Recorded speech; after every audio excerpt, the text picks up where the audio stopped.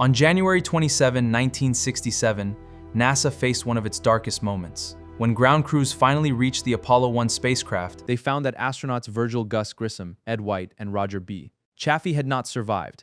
What had begun as a routine test for the first manned Apollo mission ended in catastrophe, leaving the space agency and the nation in shock. The Apollo 1 tragedy would become a defining moment in NASA's history, forcing a reckoning with the dangers of space exploration and paving the way for the successes that followed. The Apollo program was born out of President John F. Kennedy's audacious 1961 pledge to land a man on the moon and return him safely to Earth by the end of the decade. It was a mission fueled by Cold War rivalry, scientific ambition, and the human desire to explore the unknown. The program's name, Apollo, was chosen by NASA official Abe Silverstein, who saw the image of the Greek god riding his chariot across the skies as a fitting symbol for the grandeur and scope of the initiative. Apollo was NASA's third major effort to send humans into space, following the Mercury and Gemini programs. Its goal was to develop the technology and expertise needed to send a crew of 3 astronauts to orbit the moon and return safely to Earth.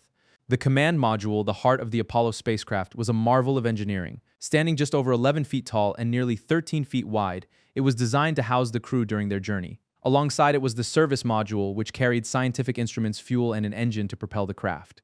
North American Aviation, the contractor responsible for building the command and service modules, faced immense pressure to meet the program's ambitious timeline.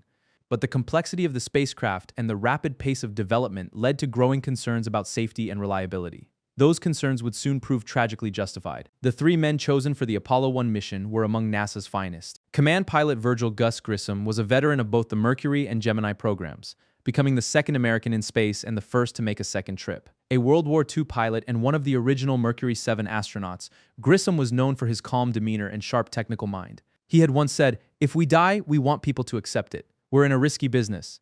Ed White, the senior pilot, was an aeronautical engineer and test pilot who had made history in 1965 as the first American to walk in space during the Gemini 4 mission. His joy during that spacewalk was unmistakable. He later described it as the most beautiful experience of his life, and had to be ordered back into the spacecraft. White's blend of technical skill and adventurous spirit made him a natural choice for Apollo. Rounding out the crew was Roger Chaffee, a rookie astronaut preparing for his first spaceflight. Chaffee had been selected as part of NASA's third astronaut group in 1963 and had quickly earned a reputation for his meticulous attention to detail. Despite his lack of spaceflight experience, he was deeply committed to the mission. "I've always wanted to fly and perform adventurous tasks all my life," he once said. "Now I've reached the pinnacle of flight." Together, these 3 men represented the best of NASA's astronaut corps. Their mission, designated AS-204, was a critical step in the Apollo program.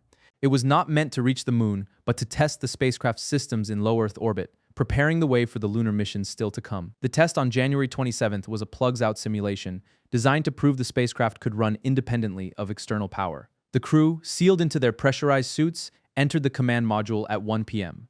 The hatch was closed, and the cabin was filled with pure oxygen to simulate the conditions of spaceflight. It was an atmosphere that could turn deadly in an instant, and few on the ground fully grasped just how deadly.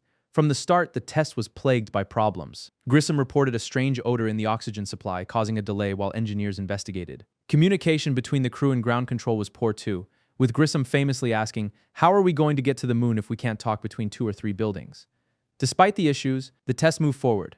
At 6:31 p.m., a voice cut through the radio. "Fire!"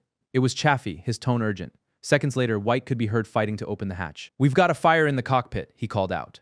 Ground crews watched in horror as flames spread through the module, visible through the small window. The heat and rising pressure made escape impossible. Within moments, the cabin was consumed. It took ground crews 5 agonizing minutes to force the hatch open. By then, it was too late. All 3 astronauts were gone, lost in an accident that unfolded in less time than it takes to read this sentence. What remained inside told the story of just how fast and how mercilessly the fire had taken hold. In the wake of the tragedy, NASA launched a thorough investigation. The Apollo 1 Review Board examined every aspect of the spacecraft, the test procedures, and the events leading up to the fire. What they uncovered was a chain of design flaws and oversights that had quietly created the perfect conditions for disaster. The fire's exact origin was never definitively pinned down, but investigators pointed to several contributing factors. A spark, likely from a damaged wire near a coolant leak, is believed to have ignited the oxygen-rich cabin. Flammable materials, including Velcro and nylon netting, fed the flames in the pressurized environment. The hatch, which opened inward, could not be forced against the pressure building inside. Emergency equipment and procedures, investigators found, were simply not built for a moment like this. One board member later admitted the team was stunned by how many small, ordinary oversights had lined up, one after another, to make the disaster almost inevitable. Medical examiners later determined that the crew had lost consciousness within seconds before the fire could cause them further harm. It offered the astronauts' families a small, grim mercy amid an unbearable loss, and a stark reminder of just how unforgiving the dangers of space travel could be. The Apollo 1 tragedy forced NASA to confront its shortcomings and make sweeping changes to the program. The Block I spacecraft used for the test was retired for good. The Block II design, which would eventually carry astronauts to the moon, was overhauled with safety as its guiding principle. Flammable materials were swapped for fire-resistant alternatives, the cabin atmosphere was adjusted to reduce oxygen levels during ground tests, and the hatch was redesigned to swing open in seconds, not minutes.